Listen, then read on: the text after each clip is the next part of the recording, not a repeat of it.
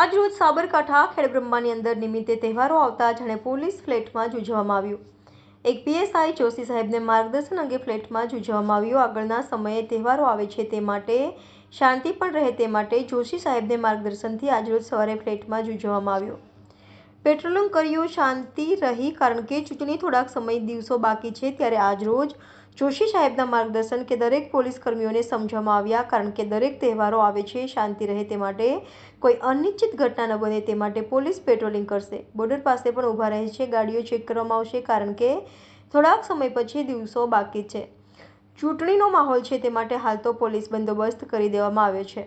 Border ઉપર checking કરવામાં આવે છે ગાડીઓ, કારણ કે બુટલેગરો ચૂંટણી પહેલા દારૂના તે માટે પોલીસ લાલ આંખ કરી તપાસ કરે છે। બોર્ડર ઉપર સંવાદદાતા લાલાભાઈ પંચાલ, દીવ મિરર ન્યૂઝ। નમસ્કાર મિત્રો, હું ફિરોઝ ઈરાની આજે તમને એક નવી વાત કરવા આવ્યો છું। દીવ મિરર ન્યૂઝ જોતા રહો, સબસ્ક્રાઇબ કરવાનું ભૂલતા નહીં અને શેર કરવાનું પણ ભૂલતા નહીં। સત્યની સાથે જોડાતા રહો। નમસ્તે મિત્રો, હું છું ચાંદની પરમાર। આપની મનપસંદ ચેનલ એટલે કે દીવ મિરર ન્યૂઝ ચેનલને લાઈક કરો, શેર કરો અને ફોલો કરો, અને હા, તેમાં દરરોજ તાજા સમાચાર જોવાનું ભૂલશો નહીં।